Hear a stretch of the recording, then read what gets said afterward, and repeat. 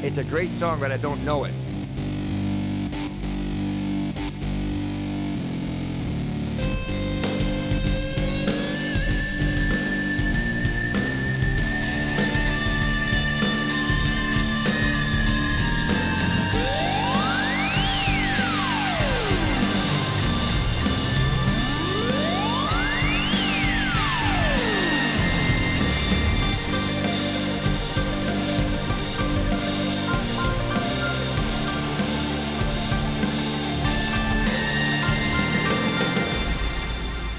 Welcome, everybody. Here we go. It is that time again.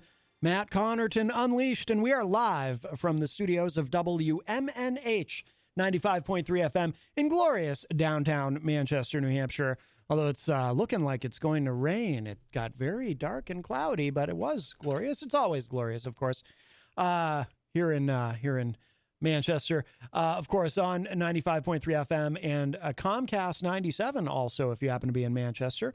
And hello to all of our online listeners across the nation and around the globe. You can go to my website, mattconnerton.com, for all of your live streaming options, social media links, contact info, show archives, etc., etc. Today is Wednesday, July 12, 2023. By the way, the song that I opened with, that was called You Belong, You See. That is from GrimRock. And Joel from GrimRock is going to be joining us today in the second hour. Actually, at the top of the hour, we're going to do the world radio premiere of his brand new single, Dontcha.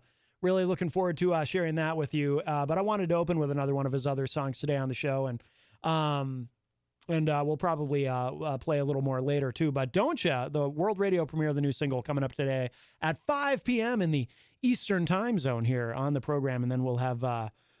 We'll talk with GrimRock. I'm not sure whether to call him Joel or Grim, or I'll just ask him. We'll see. No, but really looking forward to that. So that's going to be cool. And by the way, for those of you watching online, he did send me this. He sent Jenny one too. These great shirts, these great GrimRock shirts, fits perfectly. Really, really cool. And I also have a sticker that I'm going to put on the wall that he sent as well. So looking forward to that.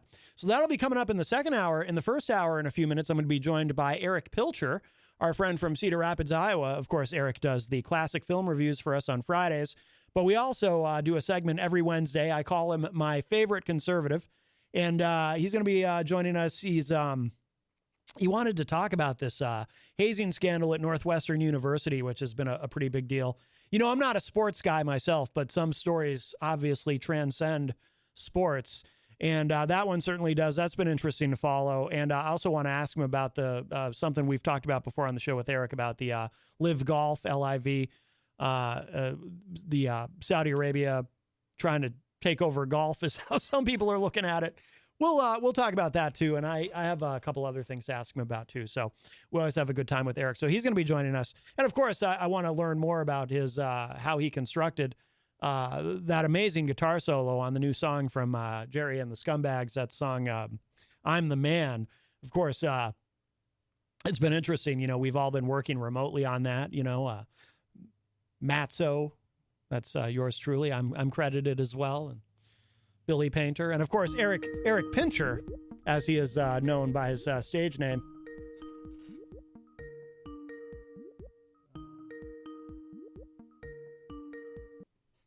There we go. Erich, is that you? Yes, it is. Oh, good.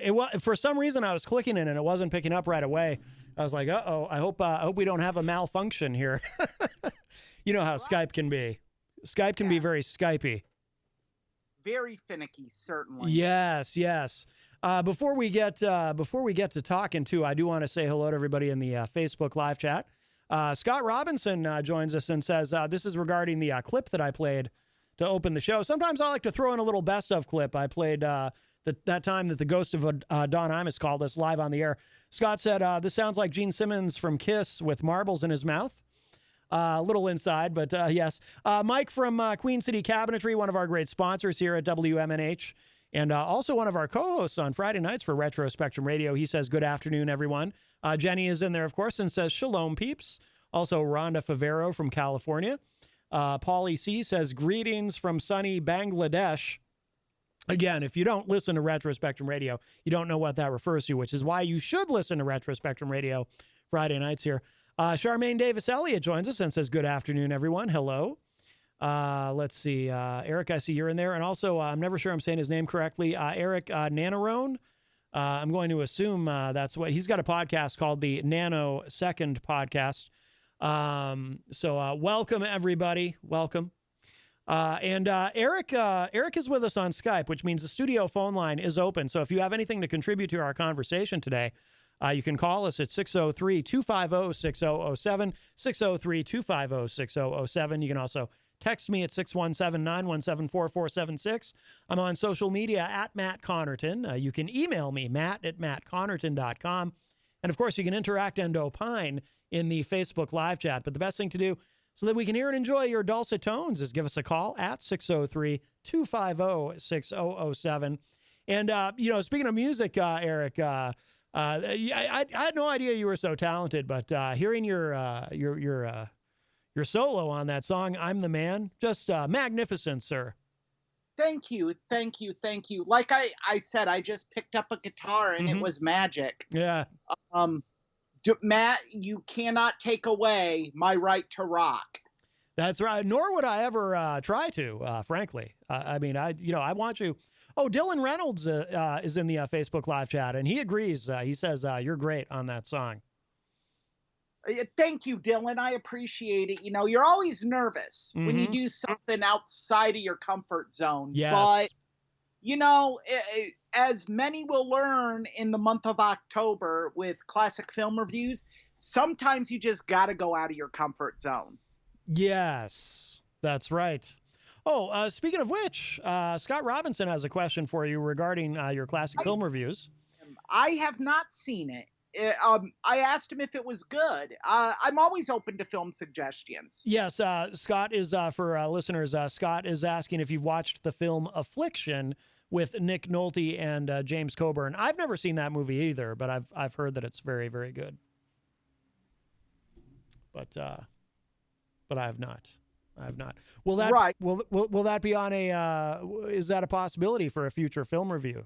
I would have to watch it. There are. I love suggestions, and I'm glad you brought this up. I love it when anyone messages me suggestions.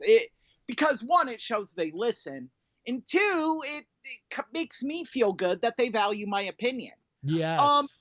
Selecting a film is twofold or threefold, depending on how you view it. One, I have to watch it, and if I watch it and do not enjoy it, I will not review it. Reason being is I do not believe in giving a film a bad review. That happened because my film instructor in college told me that don't ever share your opinion on a film as you're leaving the movie theater. Wait a second, though. Oh, okay. You know what? I just realized maybe this doesn't count because it was an April Fool's joke. I was going to say you did review Freddy Got Fingered by Tom Green. Yes, yeah. But that was April Fool's, and if there's anyone out there that tries to tell me that's a good movie, I'm going to ask that they get their heads examined, just out of concern for their own well-being. Yes. By the way, our friend Ron is on the line. He might have a film review request. We'll see. Hi, Ron. How you do? Hello. I did have a film review request. Couldn't get that out. And I'm bumming. I was watching the other channel for a couple of minutes, and if Eric was playing some kind of guitar riff, like son of a gun, I wish I would have heard it. But on any note, I wonder if either one of you guys have ever seen the movie. I think it's called Unthinkable or Unimaginable. It's about a U.S. terrorist and the negotiations on how to get him to talk. Have you ever seen it? Either one of you seen that or heard of that? I think it's Unthinkable, isn't it? Yeah. Unthinkable. And it's a black guy. I keep thinking Denzel Washington, but it's not him. It's maybe it's Samuel L. Jackson. That's who it is. What a great movie if you haven't.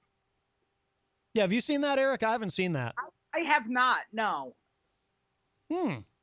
Well, might have to add. Well, I would give that 5 thumbs up if you ever bored and you could dig it up on your TV. As a matter of fact, tonight when there's nothing going on, I might watch it again. It'll be the 4th time I've seen it, but it's wow.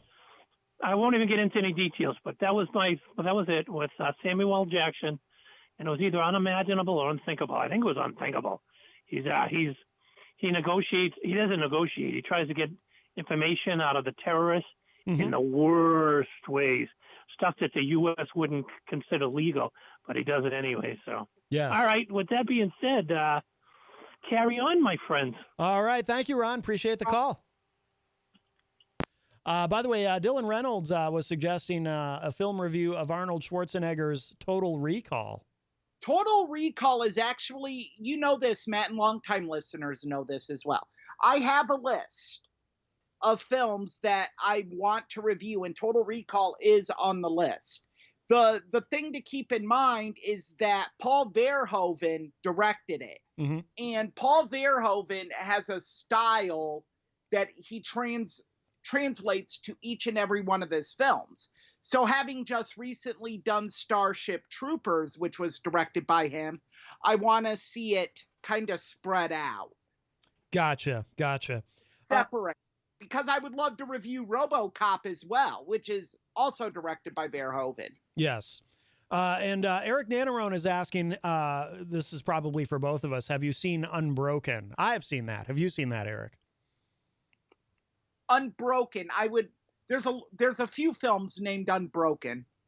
Oh, I think that's the one with Bruce Willis. That's the first one that occurred to me when I saw that. When I saw that title. Unbreakable, and it's directed by Unbreakable. Yes, I'm sorry. That's directed by M. Night Shyamalan, and I am not a fan of his. Okay, yeah, that's probably so. I just I don't know why I thought I don't usually make that mistake, but yeah, Unbreakable. I do like that film. So I have not seen a film called Unbroken. Apparently, there's one on Netflix. Angelina Jolie's Unbroken to be shown in Japan after racism protests. Interesting.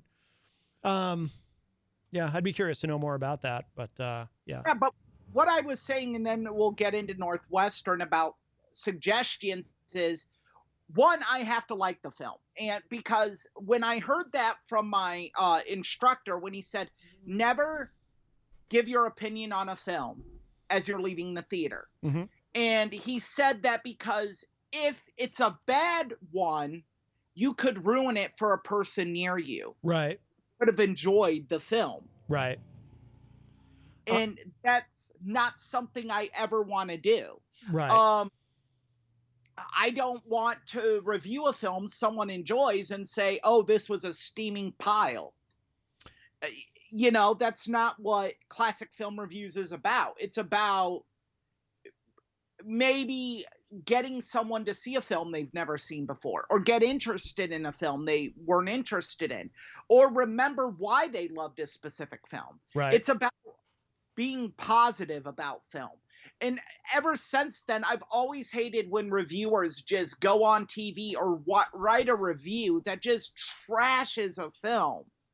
It's like, why? Why waste your energy doing something so negative? See, when I was a kid and I would watch Siskel and Ebert, I always enjoyed it when they really hated a movie. I thought it was kind of fun. That some of my favorite books on film are Roger Ebert's Your Movie Sucks. Oh, yes. You've recommended that book before. Yeah. I love, because Roger Ebert it's an art form to him in bashing a film. Like his review of I Spit on Your Grave, mwah, beautiful. I remember him saying that in an interview once that was the worst film. He felt it was on Donahue. Siskel and Ebert were on Donahue. I was a big Phil Donahue fan when I was a kid, and he said that was the worst film ever. He said this about two films: I Spit on Your Grave and Caligula. Oh, okay, yeah. He said it is the biggest pile of bleep I've ever seen in my life, and it's the only two films he's ever walked out on. Oh, wow. And yes, Dirk Don and I have watched Caligula on Blu-ray twice. So if you want to honor us for doing that, it would be appreciated. Yeah, Scott says, that's why I want you to watch Affliction. It takes place in New Hampshire, and James Coburn is a force in the movie. It will not disappoint. Interesting. Well, yeah, I didn't know that. I didn't know that it takes place in New Hampshire, that film. I will definitely put it on my list. And with the New Hampshire tie, it would be a good film to have on Classic Film Reviews, certainly. Yes, yes. Well, so we can get to oh wow, yeah, time is flying as it always does. Oh, by the way, something I wanted to tell you too. I think it was on Monday in the chat room, somebody made a very nice compliment about you because I was talking. Oh, you know what? Trudy from the Hop Knot was here, and we were talking about having discussions with people we disagree with politically and whatnot. And your name came up, and I mentioned how I always refer to you as my favorite conservative. And Miriam Banish in the chat room said that you are her favorite conservative as well. Wow, that means a lot. Yes, yes. Yeah. Look, if politics is really a part of the backbone of America, and if we can't talk about it, then to me, everyone that paid the price for our freedom, that price it's diminished. Mm-hmm. We should be able to talk about politics and disagree and be peaceful about it and amicable. Yes.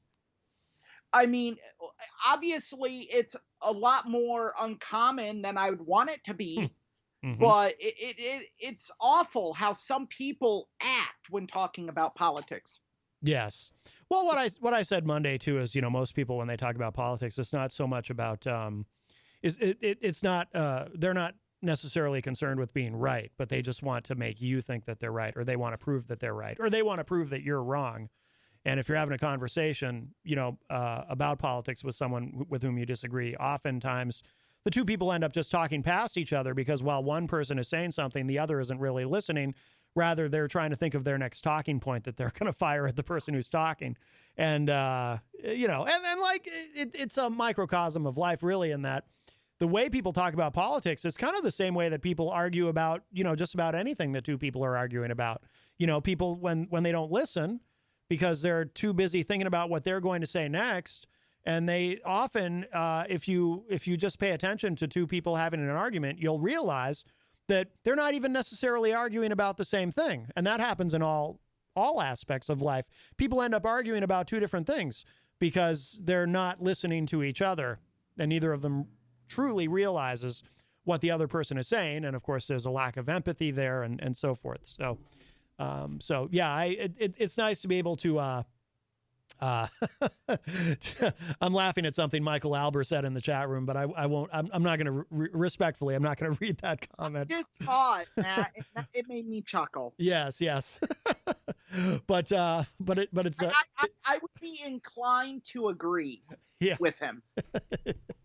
I like the person personally that Michael Albert is referring to. I just but I also understand the sentiment. All right. Well, let's get to it, Eric. So let's talk about this scandal, this hazing scandal at Northwestern University.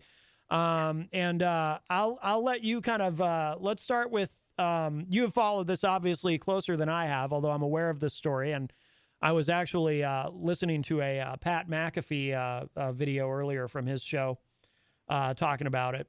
But kind of catch us up on this. What's going on there? You have to actually go back 15 years ago. Yeah. To understand the gravity of this situation. Pat Fitzgerald is Northwestern University, the now former Northwestern football coach. He was a 2-time linebacker of the year when he played for Northwestern. He was a part of the team that made Northwestern successful. Northwestern had never had a winning record in football in the Big Ten until 1996. They made the Rose Bowl, and Pat Fitzgerald was one of the stars of that team. After he graduated, he went through the coaching ranks. In 2006, their head coach, Randy Walker, I believe was his name, I could be wrong, died of a heart attack suddenly and very tragically. And Pat Fitzgerald took over the team. Northwestern as a football program has 6 bowl wins throughout their history. Pat Fitzgerald has been their head coach for 5 of them.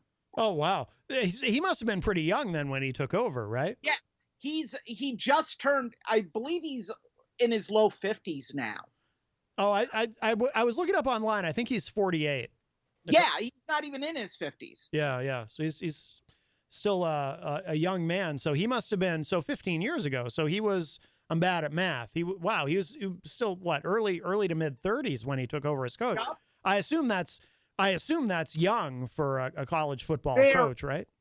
Very. Yeah. I believe he has the record or is very close to it for the youngest head coach in college football history. Okay. Now, Erich Nannerone, I'm going to get to your point here in a few moments. We'll get to that. What had happened is earlier this year, the Northwestern Director of Compliance had gotten an email that said hazing within the Northwestern football program. They launched an investigation that concluded Friday. One of the many key points here is Northwestern did not publicly release all the findings. They said that their understanding was, and quote, Pat Fitzgerald and the coaching staff did not know about it, but could have prevented it. Did not know about it, but could have prevented it. That's interesting. Very. So it was announced that Pat Fitzgerald would be suspended for 2 weeks without pay, effective immediately.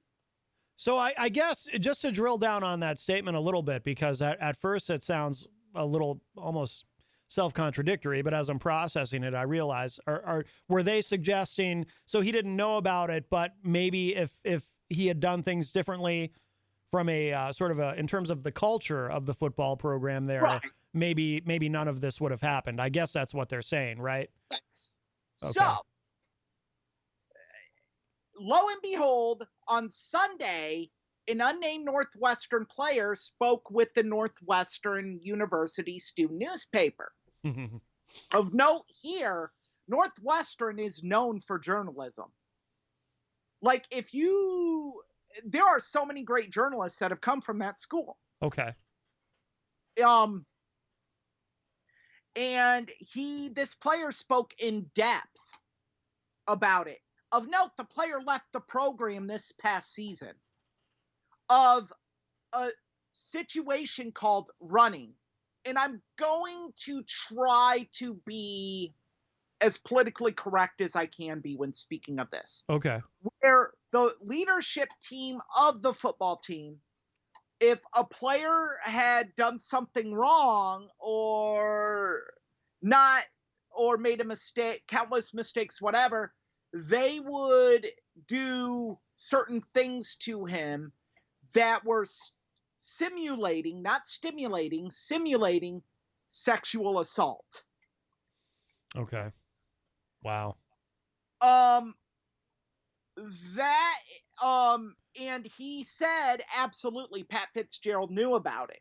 And even went further to say Pat Fitzgerald at practice would do a specific clap above his head to indicate to the football leadership group that this player needed to have a run put on him. Oh my God! So that's wow. So in other words, so Pat Fitzgerald, the coach, he not only knew about it, but according to what this player says, he not only knew about it, but he was actually directing it in a sense. He was indicating, yes, do that to this player. Wow, that's yes, awful if it's true. And of course, this is alleged. We should be clear about that. But earlier in the day, Northwestern athletic director had stated that he was going to reevaluate Pat Fitzgerald's punishment, because he said, I focused more on what he didn't know than what he knew. What does that mean? Your guess is as good as mine. So, coming Monday, Pat Fitzgerald was fired. as Northwestern head coach. One, here are my issues with this. One, Northwestern absolutely knew the allegations and what they were. They were hoping to pull what I call a Ray Rice, where the NFL knew Ray Rice punched his girlfriend in the face and knocked her out. They chose not to act because they hoped it would go away. Eric, just refresh my memory. Is Ray Rice, is that the one with the elevator? Yes. Gotcha. Okay. I remember now. Yep. I have believed and always will believe that the NFL knew, the Baltimore Ravens knew. Because how do you not? Right. Sorry, got it. Took a drink. Yeah. Now, of note, Pat Fitzgerald was working tirelessly to secure an $800 million new football stadium that was very close to getting pushed across the finish line. Yeah. That's probably out the window now. And I'm not saying that, it's wrong. No, I'm saying that that's probably over. He is gone. This football program is about to be in shambles because you're going to have players transfer, go to the transfer portal and get out of Dodge. Because what I'm going to say is we are moments away from the NCAA stepping in. And I do believe Northwestern's football program should be suspended at minimum for 2 years. Okay, and that's what Eric Nannerone was saying in the chat room. Yeah, if this is true, the football program needs to be suspended. Although he was saying for a year. You think 2 years? I think 2 years. And I think they didn't do it to Penn State. And I agreed with them not doing it to Penn State. Because in a way, you're punishing kids that were not a part of the program when those horrible and horrendous acts occurred. Yeah. You're punishing players that had nothing to do with it by doing this. I would advocate that Northwestern be hit with the infamous NCAA death penalty for this. Which is a 2-year suspension? Give me a moment. I will explain what the death penalty is. Okay. It's only happened to one school in the history of college athletics. Southern Methodist University in the 80s got it. Okay. And they still haven't recovered from it. Oh. So, here is what it is.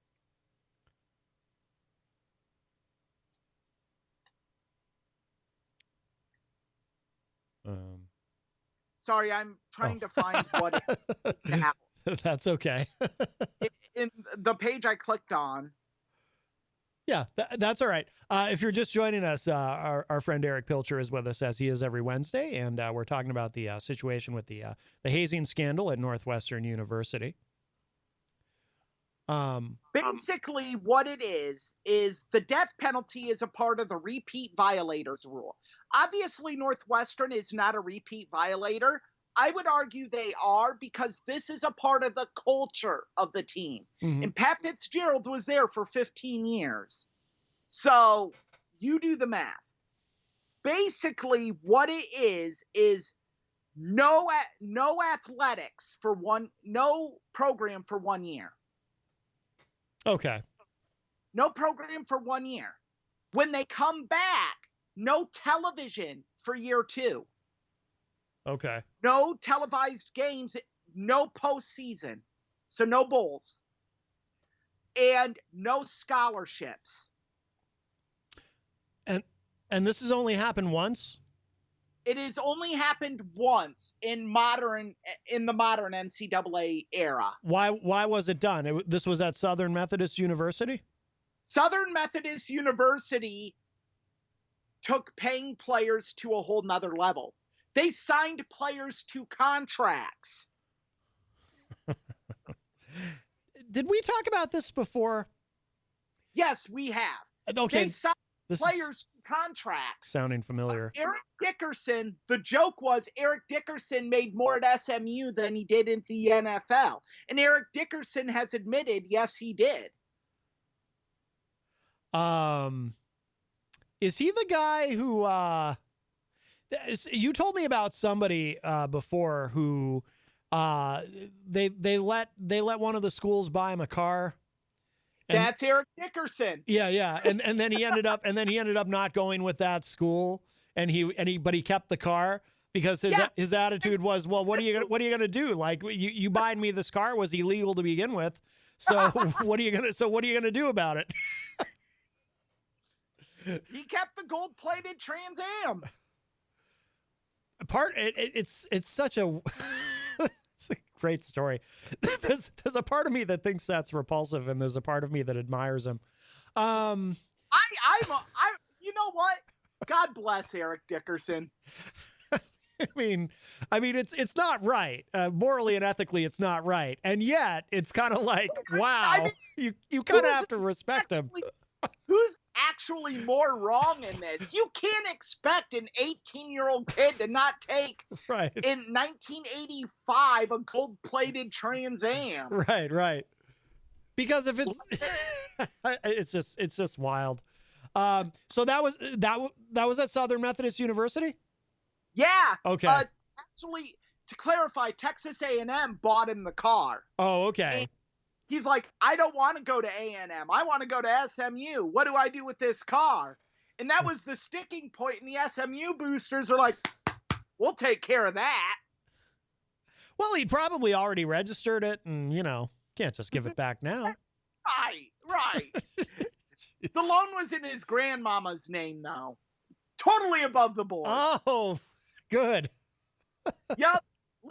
Living in a 2-room shack in the slums of Texas, and they got a Trans Am. Wow. Good work, AA. Yeah. Now, regarding Northwestern, Eric Nannerone says in the chat room they had a whiteboard with names of the players that were going to get that punishment, allegedly. I remember I heard Pat McAfee talking about that too. They had in the practice room, the locker room, they had a whiteboard with names of the players who were going to be hazed, which is almost a euphemism based on that term, based on what you had described. Ugh. Yeah, and that's the thing is, all of this is alleged. Nothing has been proven.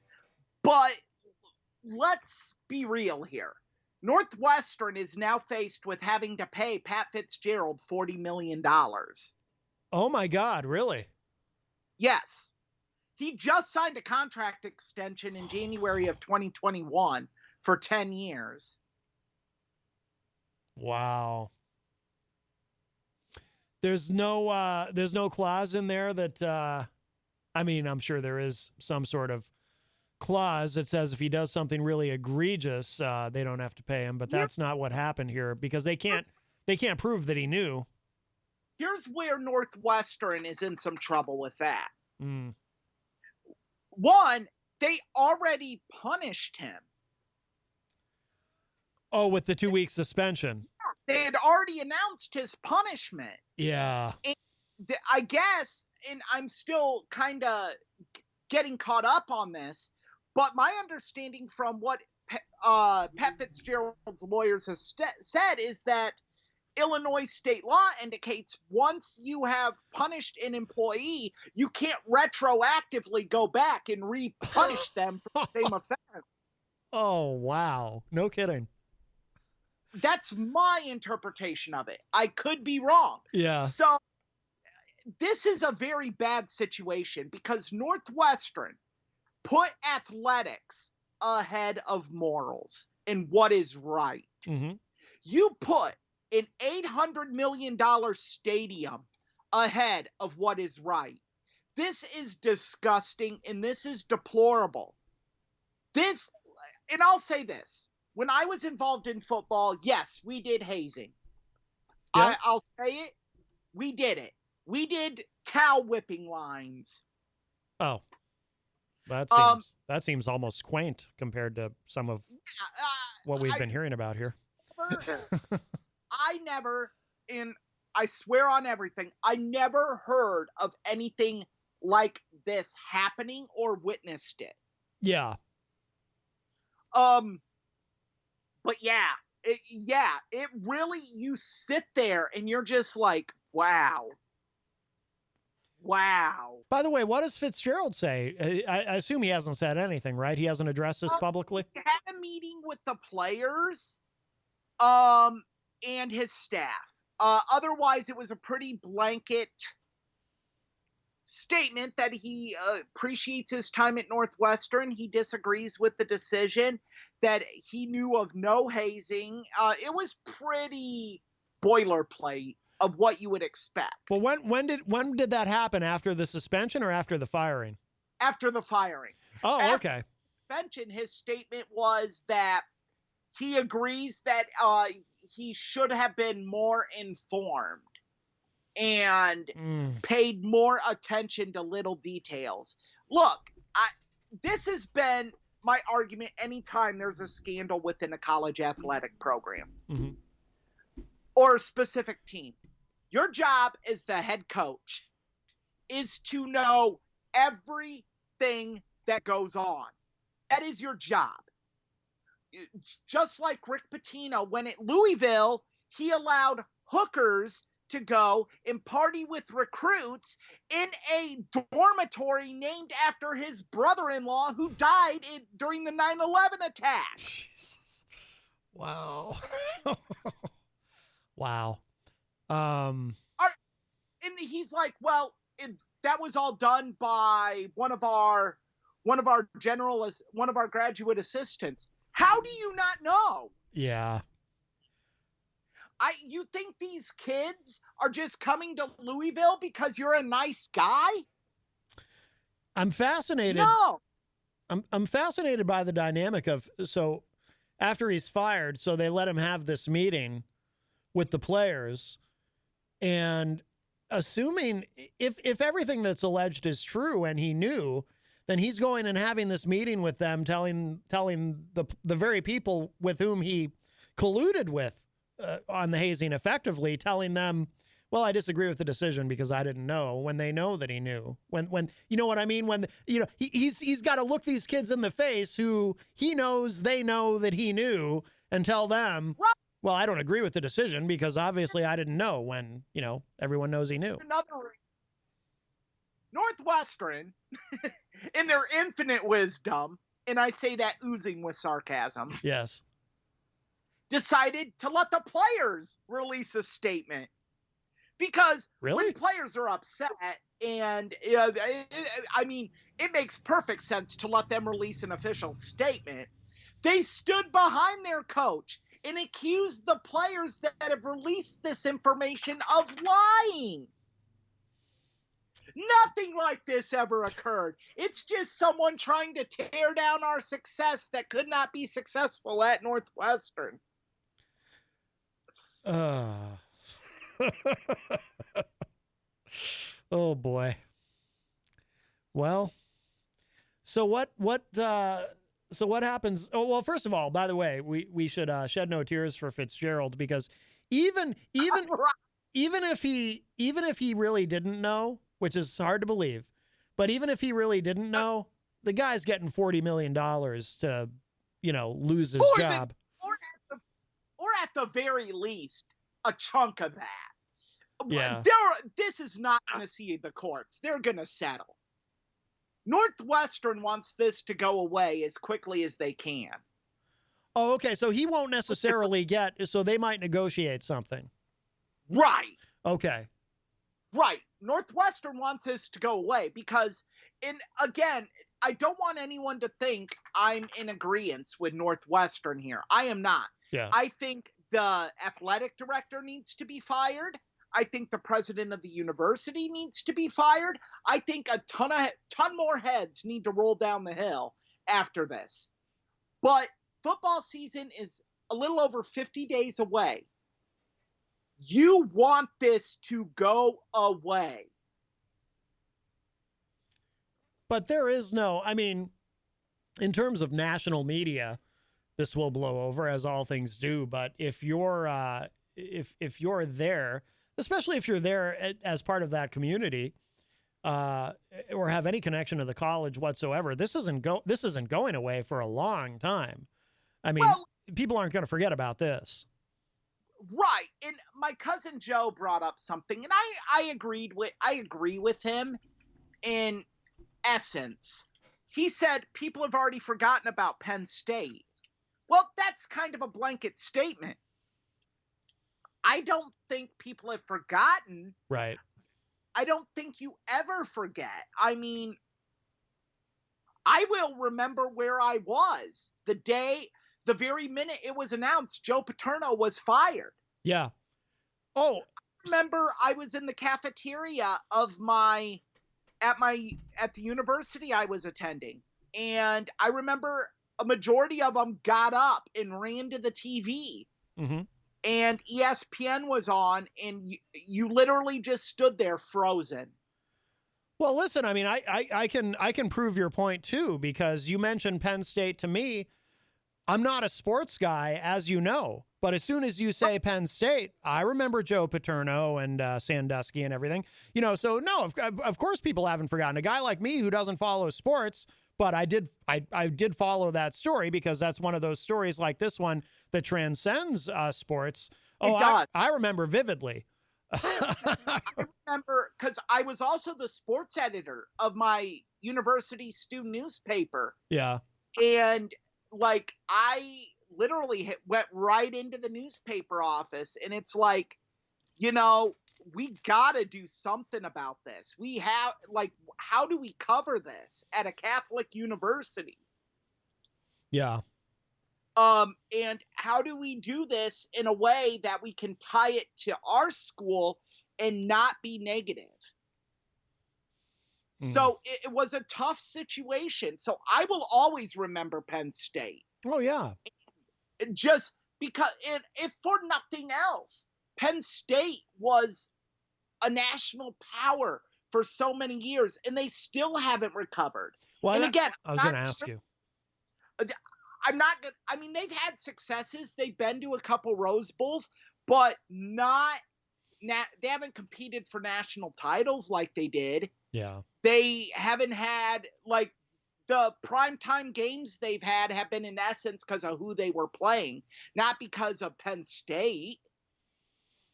Yeah. So yeah, what really hurts for Northwestern is Northwestern has this image as the Harvard of the Midwest. And this kills that. In so many ways. It was already hard for Northwestern to get recruits because of their academic standards. It's going to be that much harder now. Mm-hmm. How do you, as a parent, advocate for your kid to go to Northwestern?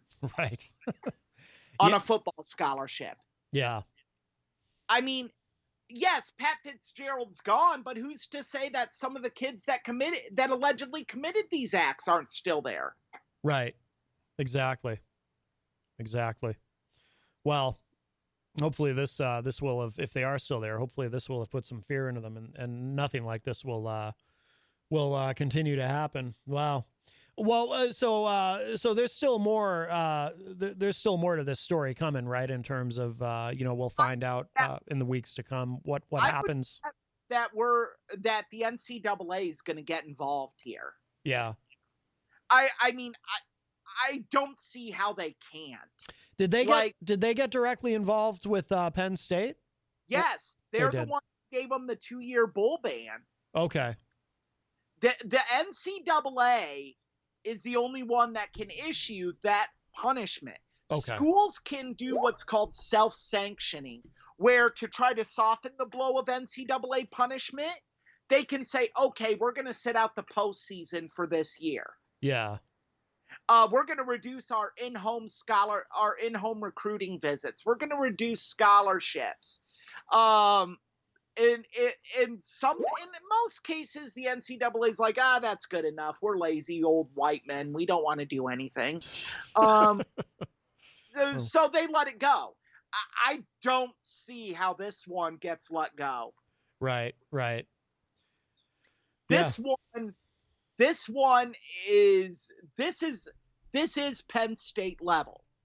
This in a way, it's more, I don't want to say more disturbing because it's not, but in a way it's a part of the culture.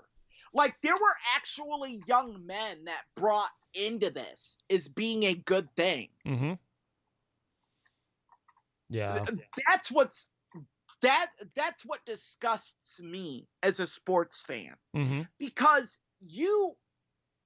this had to be a part of the culture. Right. In that there were young men that bought into this and thinking this was okay. Right. The Penn State was just one awful, disgusting, wretched, vile human being that calls himself a man. And I'm not saying this to offend or start a debate. We will never know what Joe Paterno knew, what Joe Paterno didn't know, what the president and the AD knew, what they didn't know. We need to give up on that. We'll never know the full truth there. Yeah, Paterno's dead for anyone who doesn't know. Yeah, yes. And but even before then, we would have never known. Right. Do I think Penn State scapegoated Joe Paterno? Very much so. Do I think he deserved to be fired? Yes. Yeah. Do I think agree. he could have done more? Absolutely. But do I think that there was a great deal of scapegoatism that Penn State put on him? Yes.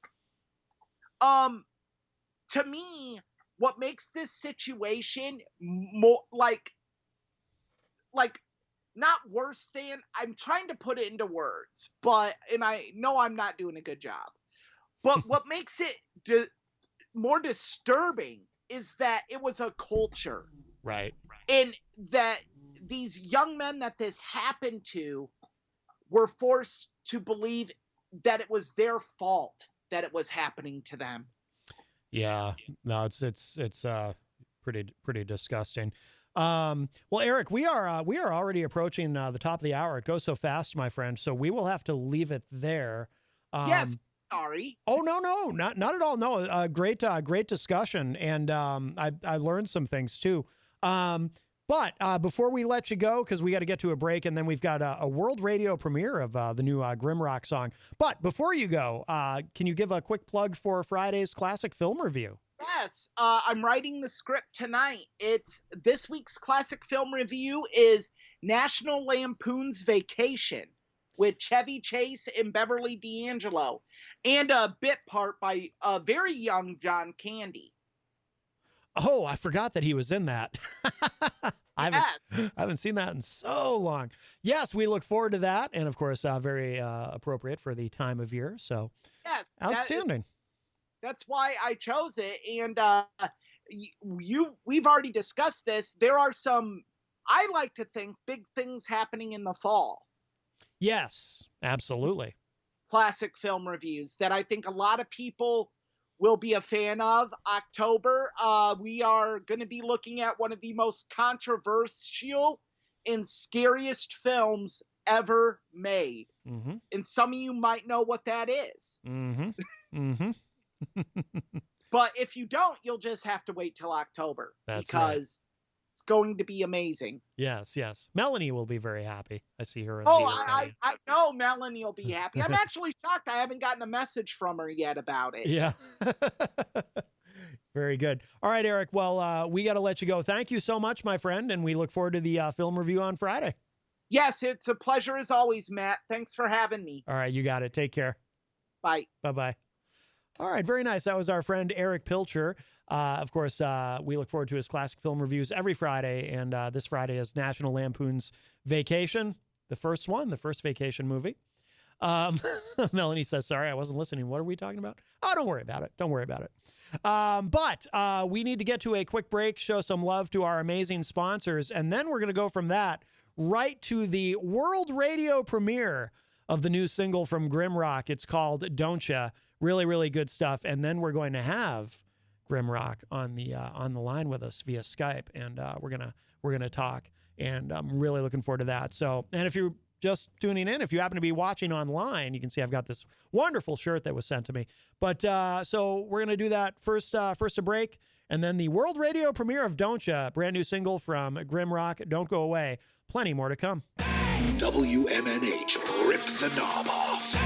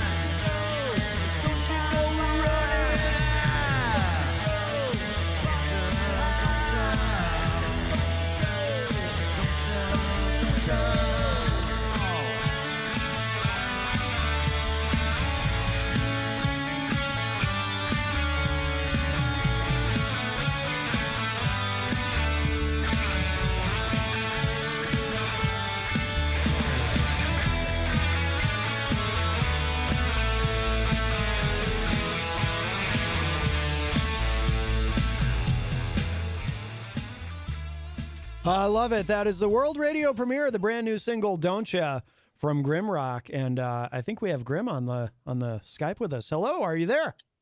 Yes, I am. Can you hear me okay? Yeah, you sound great. You sound great. What should I call you? Should I call you Grim? Should I call you Joel? What should I call you? Well, everybody calls me Grim. All right. That's my nickname. The whole GrimRock name came together, kind of. Yeah, very cool. Yeah, I love the track. That is Dontcha, and I played at the top of the show. I played what did I play? Oh, You Belong, You See. And I'll play something else too at the end of our conversation. But great stuff. You are in Pennsylvania, is that correct? Yes, I'm in Pittsburgh. Oh, okay. Yeah, we were actually Pennsylvania came up in the previous hour. Erich Pilcher and I, we talked a little bit about Penn State. Completely different subject, but geographically relevant, I suppose. But so tell us about GrimRock. Is it just you? Is this a solo project, or do you collaborate with other people? I saw a YouTube video that you put up of you recording, and it looks like you were doing everything yourself. Yeah, it's actually a solo project. I have all my own instruments, my own home studio and stuff. I play all my own instruments. I do my own vocals. I have done collaborations like with Trench Gunn and Al Warren and some other people, and have had lyrics, from other people like Mark Kushak and Matt Oyster and Jason Clem, and put them into music. So, I mean, I've had other input and had done collaborations, but it's mostly just me, a solo project, doing my stuff. Is that how you've always worked, or have you been in bands, or do you have you always done solo material? I've been in bands before. I played with people, without people. I played with just me and a guitar player and a drum machine. I played all kind of different ways, and Yeah. it just happened to be that the original music is what I wanted to do, and I couldn't really get anybody in my immediate area that really wanted to do what I'm trying to do, and so I'm just kind of here on my own, you know. Yeah, I mean, I would imagine obviously it's a lot of work doing everything yourself, and it's a lot of responsibility. But at the same time, I would also guess that it's probably very liberating, right? You don't have to check with anybody else. Hey, what do you think of these lyrics, or what do you think of this bass line? You can just do it all. I mean, is that do you find that it's liberating, or do you ever find that it's more work than maybe you'd like? Maybe you miss collaborating, or how do you feel about that? It's a little of both. I mean, it is liberating just to sit here and do it and be like, wow, I like this, because Yeah. maybe somebody else wouldn't, you know what I mean? Yeah. But in a way, it's kind of lonely sometimes, because you're always like, well, I wish somebody else had an input, because sometimes I do get stuck with, with things. Mm-hmm. And I got a bunch of tracks sitting on my desktop that I'm just sitting there waiting to put together one day when I get inspired and can fit something with it, you know? Right, right. How much music have you put out doing this project at GrimRock, where it's just you doing everything? I got probably about 20 tracks on Spotify. I got some more going up. Yeah. And then I have Dontcha, and I have some other songs going to be for the GR5 album that's going to come out. Cool, cool. What does GR5 mean? I mean, it's GrimRock 5. It's actually going to be technically my 5th release, even though I've released singles and things. It's technically my 5th release. Okay. The other ones were EPs, and I had one single that I counted as a release because I didn't have the tracks I wanted to put with it. I couldn't complete in time, and it's completely different from the rest of the stuff, so I couldn't really add it to anything else. Yeah, yeah. By the way, so I wanted to ask you too, kind of interesting. So, looking at your website and some of your social media and so forth, there's a certain aesthetic that makes it look like it's kind of a metal, almost like a King Diamond kind of vibe. But then the music isn't really that. It's more just, I don't know how you describe it. It's almost got like a 90s alternative vibe to some of it. Maybe that's more of a production thing. The production's kind of raw, which I like. I love the way the guitars sound. Nobody records guitars like that anymore, the way that you do, and I think it's really cool. But is that intentional, or am I misconstruing something when I see that? Because it looks like visually it's kind of one thing, but the music is something else. To me, at least that's my perception. But I'm kind of fascinated by that. No, you're absolutely correct. Originally, when I wanted to do this project, I'd already had the face makeup kind of thing ready to go. And I initially wanted to do way heavier music than I did. Oh. Okay. And it just didn't happen that way. And I just went from there. And you are right, as far as it's really hard to label. I've had a lot of different people ask me, well, what do you consider it? I kind of house it under alternative rock because I really don't know what to label it as. Yeah. Because it varies, And as far as the way I record, that is intentional. I love the raw kind of like the 60s garage rock kind of sound. You know what I mean? Just a raw sound to it. Oh yeah, yeah, very. Even with, and it's cool that you're able to get that even with, because the drums do you play a drum set, or is that all programmed? No, I actually play a drum set. It is an do? electronic machine. It is an Alesis Command Mesh drum machine, but it is a full kit.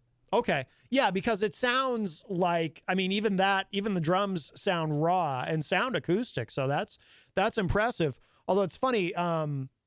Yeah, I've seen examples where some of these new electronic drum kits, it's remarkable how acoustic you can actually make them sound, and how far the technology has come with that. But yeah, it does have garage. You said garage rock. Yeah, it does have that vibe, and yeah, very cool. And I mean, and the guitars too. Like I said, there's a rawness there. It some of it reminds me of almost like Neil Young kind of style, where it's just not super slick and produced. I have a particular and this is kind of the audio engineer and producer inside of me coming out a little bit, but I have had for a long time kind of a frustration with the way that electric guitars tend to sound now, because somewhere along the line, I think it happens somewhere in the 2000s, I don't know, everybody just kind of decided that guitars should sound like kazoos almost. Not really, Right. but you know, I mean, I'm speaking hyperbolically. It's my frustration with it. But even really heavy bands, the guitars sound small, and I don't know why that happened. I'm finally noticing some pushback on that from some of these bands who seem to be getting back to having guitars that actually sound loud. But it's refreshing to hear the kind of guitar sound that you get. Is that kind of the same tone that you've always used, or is that something that's evolved? It's kind of evolved. It's a little more gritty than what I used to use. Yeah. And I play really unconventional things together. I put unconventional things together. Like I have a Jackson Rhodes guitar. I love it to death, but it's through an older Vox amp. And that's how I get my sound, man. I tweak that Vox amp, and then that's how it comes out. Mm-hmm. But those pickups are hot on that guitar. But coming through that Vox amp, it makes a whole different sound. It's not the same as coming through a Marshall, you know, or any other kind of big scale amp. You know what I mean? Yeah, absolutely. And so you do all the mixing and mastering and everything yourself, or? The mixing I do, the mastering, I kind of cheat sometimes. I use online sometimes. Sometimes I have a couple guys that help me once in a while. Yeah. You know, Dontcha, friend Trench Gunny helped me with mastering that one. Okay. Yeah. No, it sounds great. And then, so now what about playing live? Do you, because obviously it's just you, do you get out and play shows, or how does that work?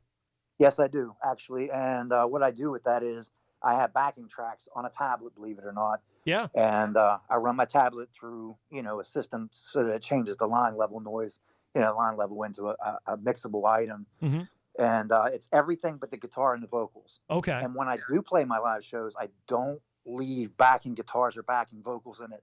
So it forces me to have to do all the things and try to mix it up a little bit. That way it keeps each show that I do, I can do something a little fresh one way or another. It doesn't sound the same. Right. Even though it is the same, you know. Right. Now when you play out, in terms of aesthetically, do you do the face paint and everything? Yes, I do. I didn't the last time I was out because it was an open mic and it was a really different crowd that probably, I don't know, I might have got arrested if I'd have walked in there last time. But generally, yes, I do. I put the face paint on. I get all made up for that. That's my persona. So, and what kind of reactions do you get when, because obviously, again, you know, as we talked about, and I just think I think it's pretty cool to, you know, throw people a curve.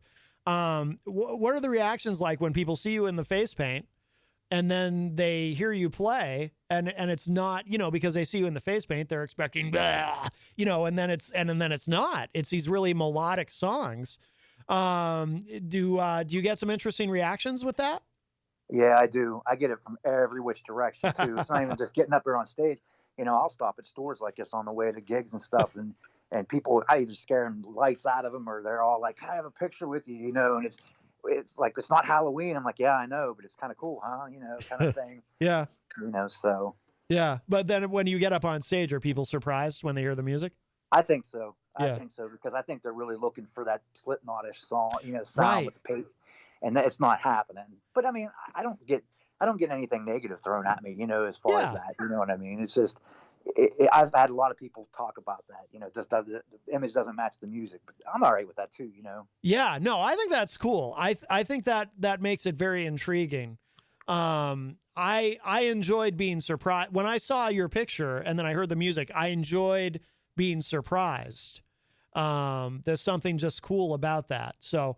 You know, and not that I would have minded if it was super heavy or, you know, because I love that stuff too. I love all kinds of music, but it was, but I remember, in fact, I think Jenny and I had a conversation about it. I think I said to her, I was like, oh, wow, I didn't expect this to be the sound, but it's pretty cool. And I can't think of anyone contemporary who really sounds like you. You know, it is kind of an old school garage band vibe. And do you find,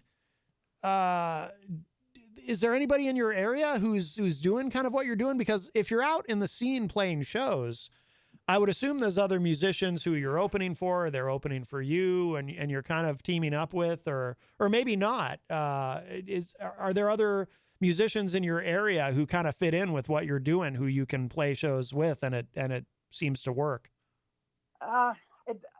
It kind of depends. I played a show in Greensburg last November, and it seemed like it fit there with the selection of people that they had. And I opened up for four bands, including myself. Yeah, and it seemed to fit there. But I've been other places where it was just outstanding compared to everything else because it was just so different. You know what I mean?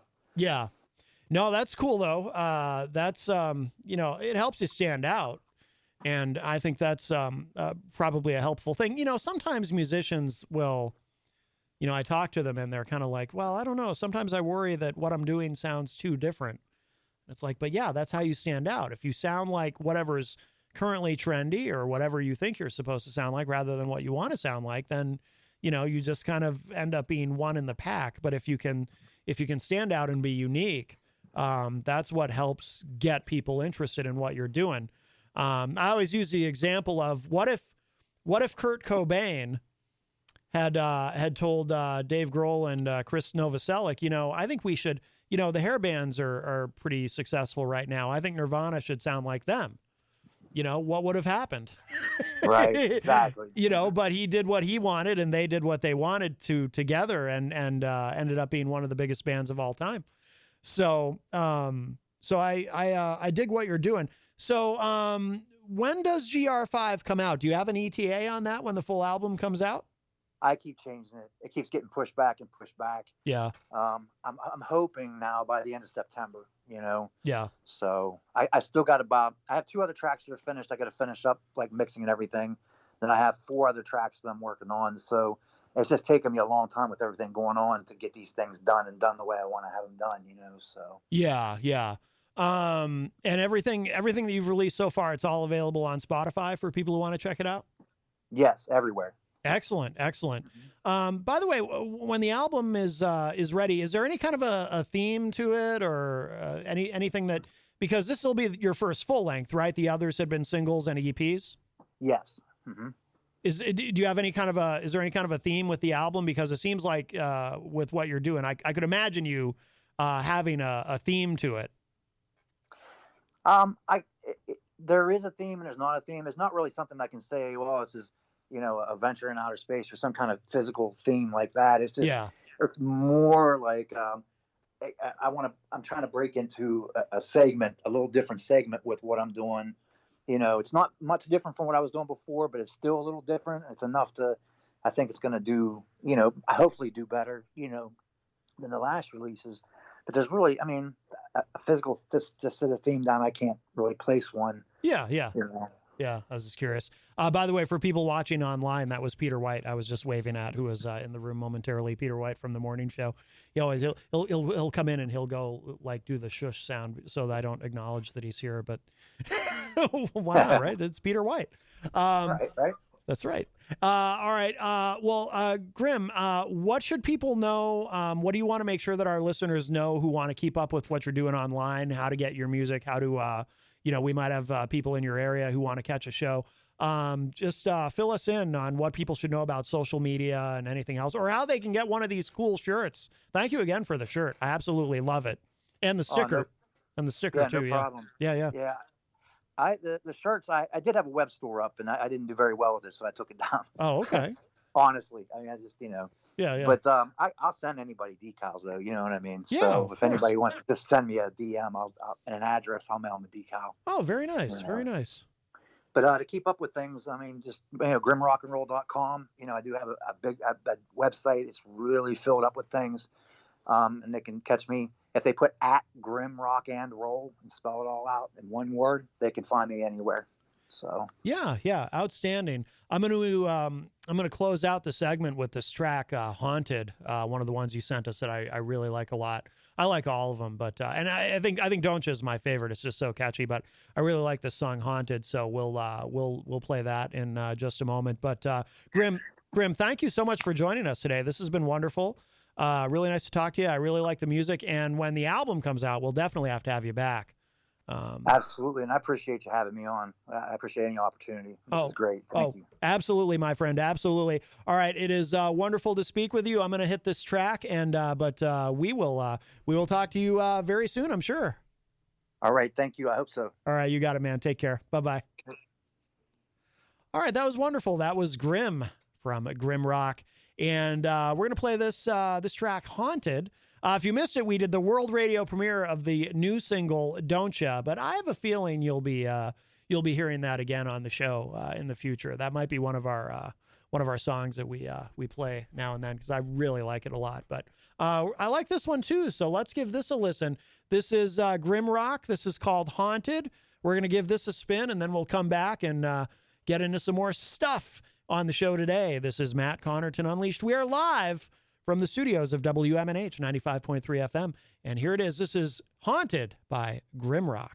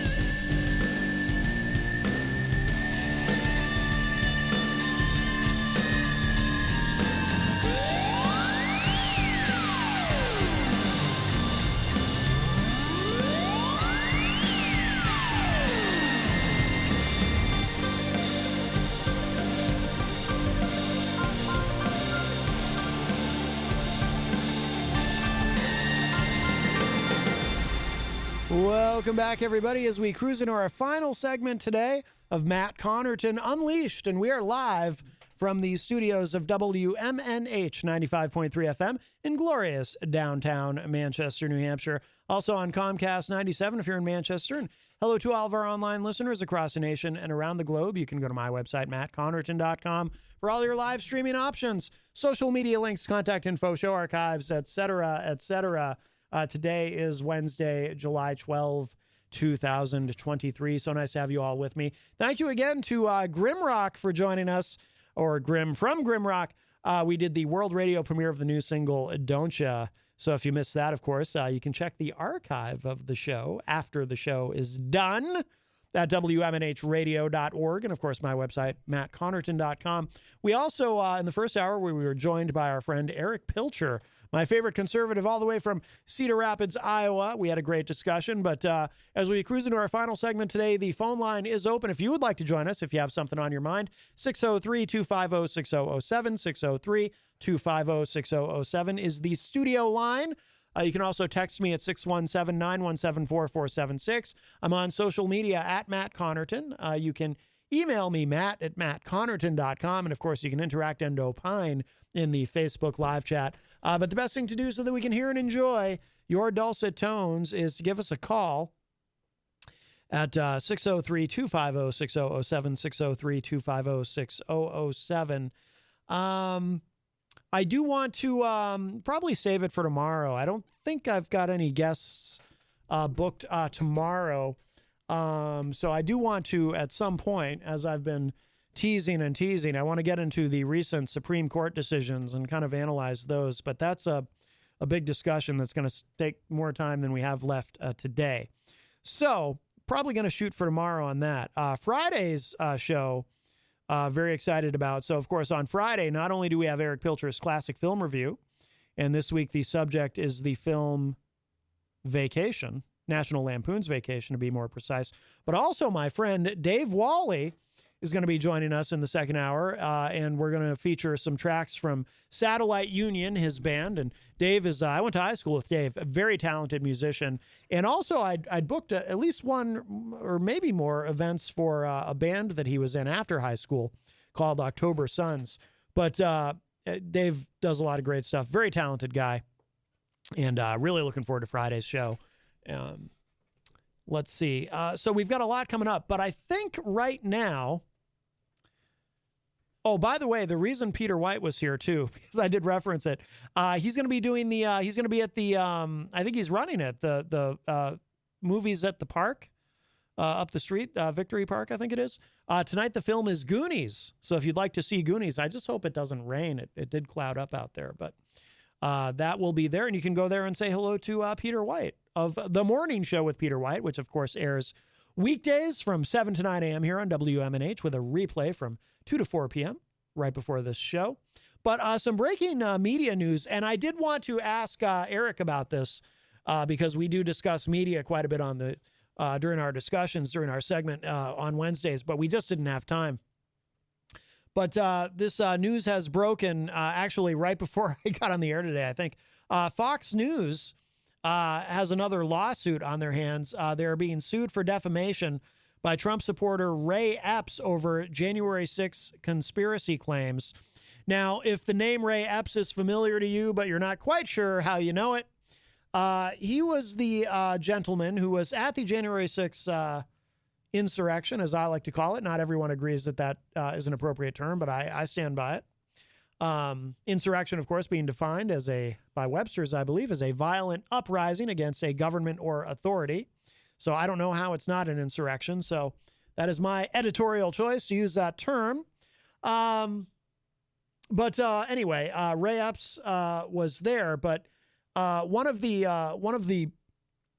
things that insurrection apologists will try to use to downplay the event is they'll say it it was the FBI's fault, and of course Chris Wray today did testify before Congress. Chris Wray, head of the FBI. We might get to that tomorrow as well. I don't think we'll get to it today. But Tucker Carlson was putting forth the story.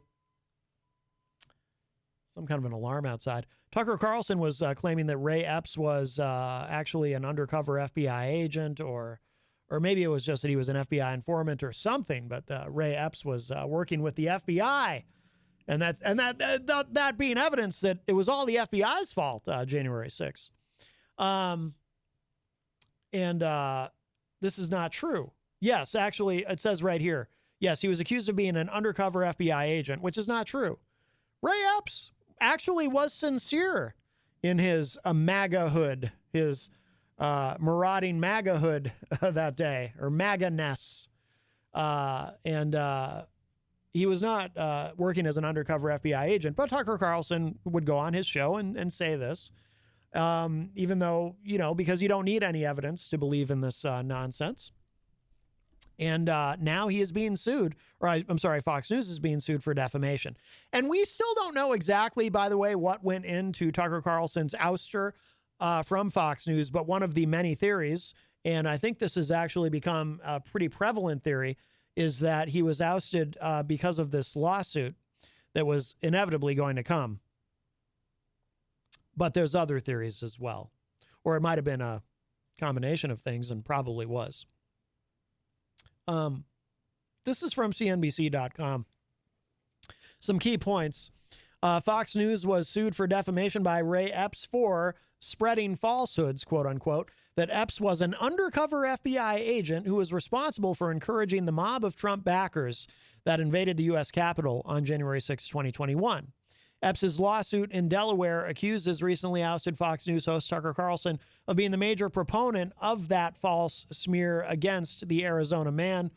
The suit comes months after Fox News' corporate parent agreed to pay Dominion Voting Systems $787.5 million to settle that company's own defamation lawsuit against Fox Corp of making false claims about the outcome of the 2020 presidential election. By the way, one of the consequences, see, you can really ruin somebody's life by making false claims. Like Ruby Freeman in, is it Georgia? Trump claimed that Ruby Freeman was what did he call her? A notorious vote hustler.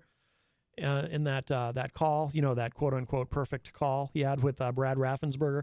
And that went out publicly. And then next thing you know, Ruby Freeman is looking over her shoulder everywhere she goes because, without any evidence or whatever, Trump just said that. I just bring that example up to say that, making a false accusation about somebody based on nothing can really ruin somebody's life. Ray Epps has effectively had his life ruined.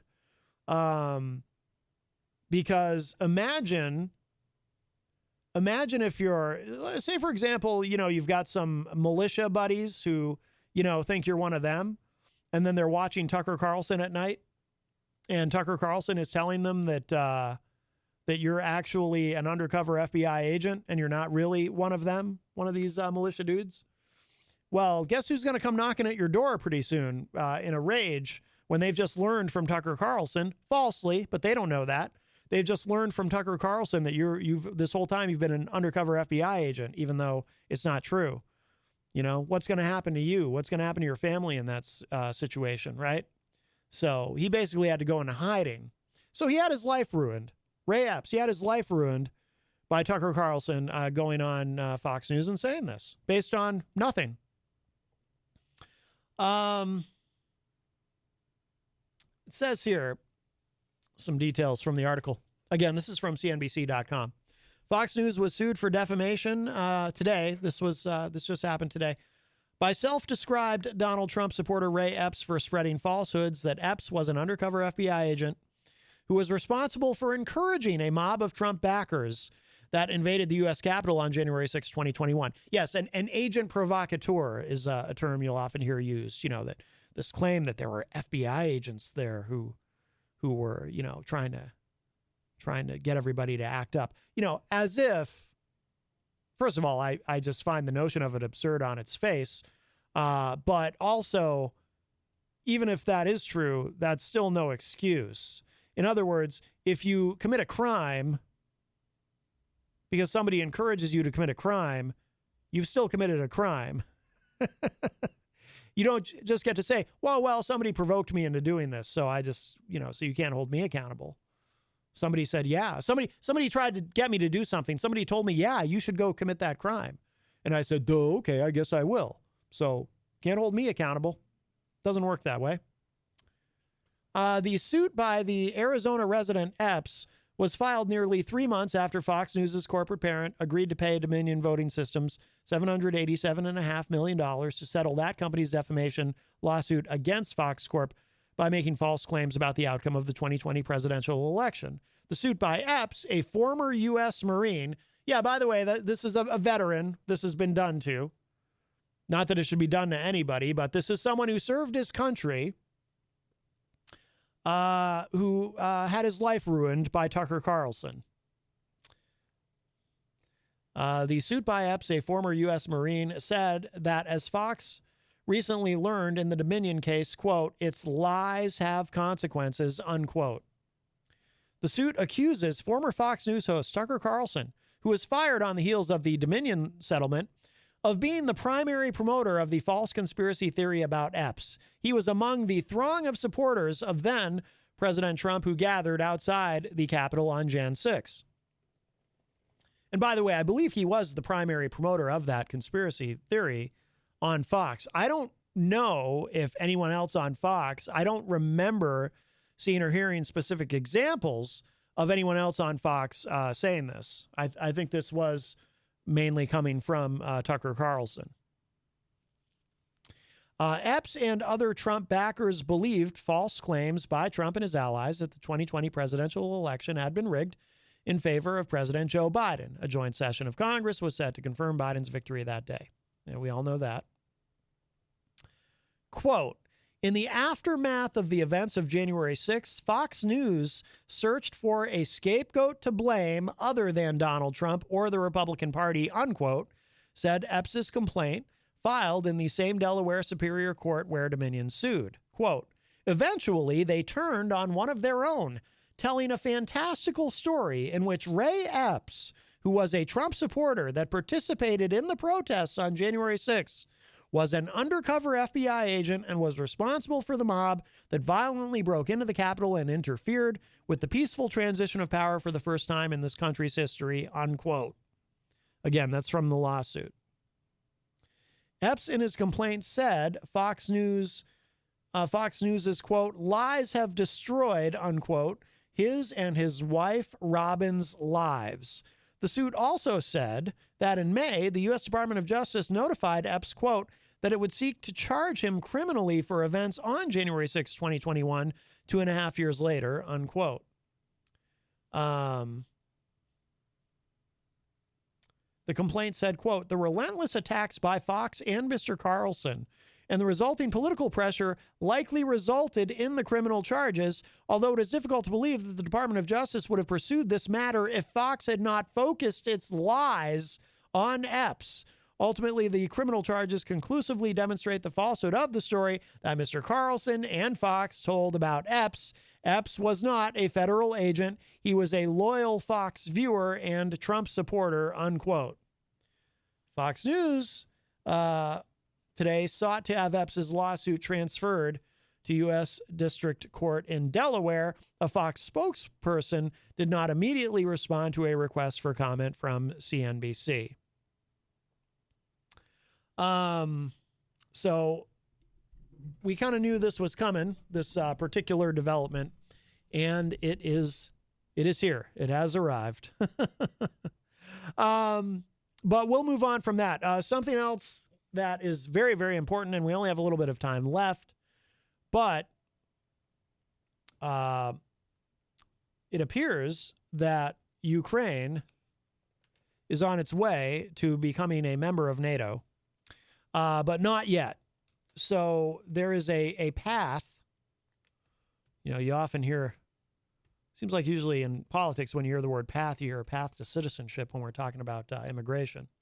But no, a path to being a member of NATO for Ukraine. Zelensky had been very unhappy he almost didn't go to this meeting. He was threatening to not show up at the G7 meeting for the NATO summit. But I thought he was probably pushing a little harder than he should have. But today it was announced, and Biden gave a speech in Lithuania, which was actually about broader issues about NATO, but that was part of it, of course. This is from CNN. Assurances that Ukraine's future is in NATO and new security guarantees calm worries at final day of summit. So Zelensky, what he had been pushing for was he wanted into NATO now. But obviously that you can't do that, because if NATO were to make Ukraine its 33rd member, as they're now finalizing, by the way, Sweden, Turkey, Erdogan of Turkey has said that because in order to bring new members into NATO, it has to be a unanimous vote. So you have to have everybody, the 30 plus countries that are already in NATO, all have to vote yay to allow a new country in. And Turkey, well, when Finland and Sweden were initially, geez, it seems like a year ago now, maybe it was, when they were initially considered and wanted to join NATO, Finland got in relatively quickly, I believe, but Sweden has been held up by Erdogan in Turkey. Turkey, I always say, probably the least helpful member of NATO, but they are a member of NATO. They're part of the family. And Erdogan finally agreed to let Sweden in, so Sweden is in. There's a theory that part of that might have to do with the F-16s that Turkey is now getting from the United States. Obviously, Biden had to give Turkey something to talk Erdogan into agreeing to allow Sweden to get in, but Sweden's getting in. So Ukraine is next, it looks like, but it can't happen right away, because it can't happen as long as Ukraine is still at war with Russia, obviously. Now, the way that Zelensky was pushing for this was he was suggesting that he wanted Ukraine in NATO now, and he wants NATO to help, but we can't. As I say all the time on the show when we discuss this, there's always people out there who say, oh, we got to do more, and we got to, NATO, it's time for NATO to directly confront Russia. Can't happen. It simply can't happen. It's much too dangerous. If we go to war with Russia directly, I mean, we're effectively fighting a proxy war in a sense already, but if we directly engage Russia militarily, that would likely escalate very quickly into, a nuclear exchange, which we can't allow to happen. So Ukraine cannot be a part of NATO until Russia withdraws from Ukraine. So that could be a while. Now, Biden seemed to indicate that he thought it might be a couple of months. I think this war might very well drag on for years. Much like, hey, the Russians are used to something like that. How long were they in Afghanistan? Not as long as we were necessarily, but I really do think that's a possibility. I'm actually surprised when people say, well, maybe a few more months and then Russia will finally have no choice but to withdraw. I think that's being very optimistic.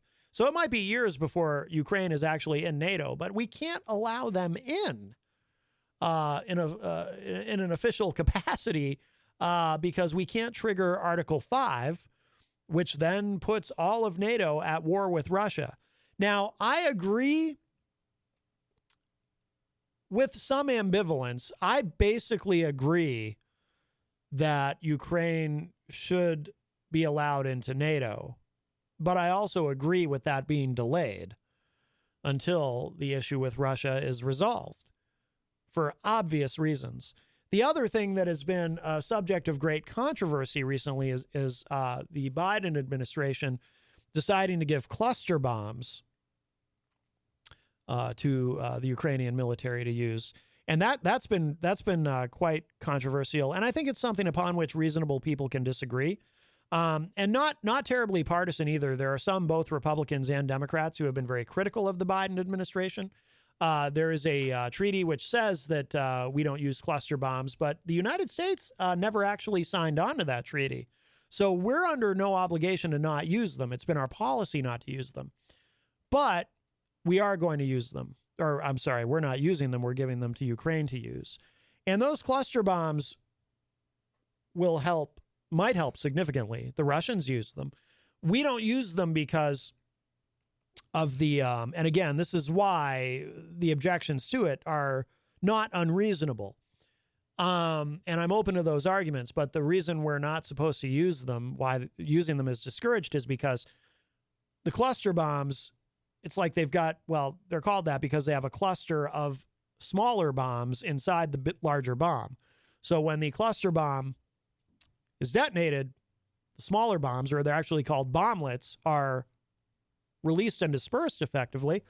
And then they explode on impact and cause all kinds of damage. But the problem is, not all of these bomblets necessarily detonate. So if you drop a cluster bomb and the bomblets disperse, but you have maybe one or two that don't detonate on impact, now what you effectively have is mines. You have mines wherever those undetonated bomblets land. And this has been a big problem, for example, in Laos, where they're still trying to find all of these where cluster bombs have been used, where they've left behind these mines, where, again, you've got a child walking through a field, doesn't know that that's there, touches it, steps on it, ends up getting killed. So it's very, very dangerous. The reason I agree, though, the rationale for why these cluster bombs are being given to Ukraine with our blessing to use them is because they're running out of munitions.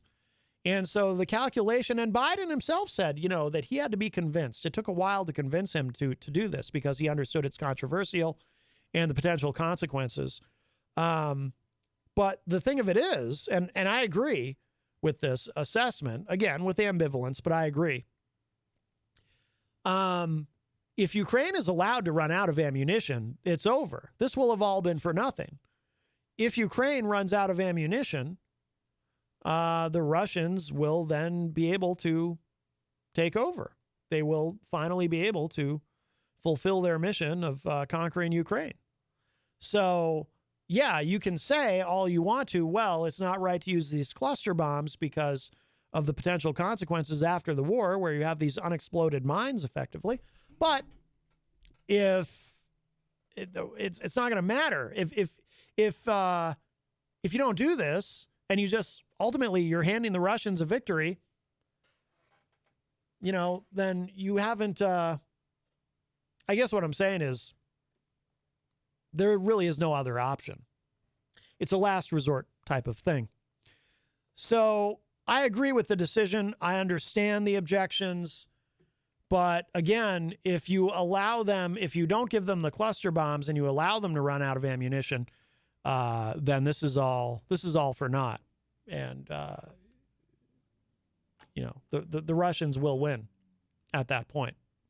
That's my view of it. So I agree with the decision. And as far as letting Ukraine into NATO, again, I basically agree. The only thing I worry about with that is